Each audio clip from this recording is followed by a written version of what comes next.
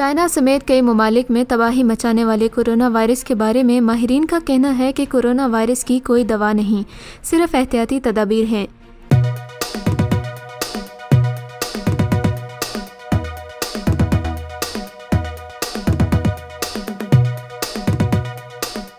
تفصیلات کے مطابق چین میں کورونا وائرس نے تباہی مچا دی ہے۔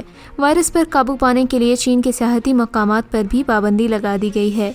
لوگوں کو ہدایات جاری کر دی گئی ہیں کہ کوئی بھی شخص سیاحتی مقام کا رخ نہ کرے۔ پاکستان میں بھی کورونا وائرس کے خدشات بڑھنے لگے ہیں اور سروسز ہاسپٹل میں زیر علاج مریضوں کی تعداد 2 ہو گئی ہے۔ وزیراعظم عمران خان نے کورونا وائرس کے پھیلاؤ کے خطرے کے پیش نظر پیش کی حفاظتی اقدامات کرنے کی ہدایت کی ہے۔ اس حوالے سے vice chancellor UHS professor doctor Javed Akram کہتے ہیں کہ کورونا وائرس کی کوئی دوا نہیں ہے، صرف احتیاطی تدابیر ہیں۔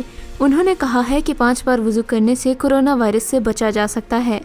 انہوں نے کہا کہ پاکستان میں 95% مسلمان ہیں اور نماز پڑھنا ہر مسلمان پر فرض ہے۔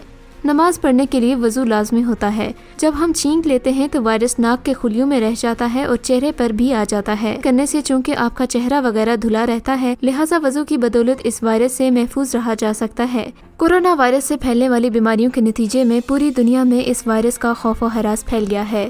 چین کے نئے قمری سال کے پہلے دن بیجنگ اور ہانگ کانگ سمیت بڑے شہروں میں تقریبات منسوخ کر دی گئیں۔ کورونا وائرس کے پیش نظر ہانگ کانگ میں ایمرجنسی نافذ کر دی گئی۔ حفاظتی اقدامات کے باعث 15 چینی شہر لاک ڈاؤن ہونے سے 5 کروڑ 70 لاکھ افراد کو پریشانی کا سامنا کرنا پڑ رہا ہے، جبکہ ووہان شہر جہاں سے اس وائرس کی ابتدا ہوئی ہے میں 1300 بیڈز پر مشتمل ہسپتال کی ہنگامی تعمیر شروع کر دی گئی ہے۔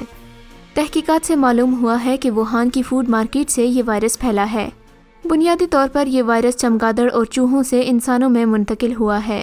ایسے میں ہمیں اللہ تعالیٰ اور دین اسلام کا شکر گزار ہونا چاہیے، کیونکہ اللہ تعالیٰ نے ہمیں وہ تمام چیزیں کھانے سے منع فرمایا ہے جن میں ہمارے لیے نقصان ہے۔ اللہ تعالیٰ ہم سب کو کورونا وائرس سے محفوظ رکھے اور ہمیں اپنے راستے پر چلنے کی توفیق عطا فرمائے، آمین۔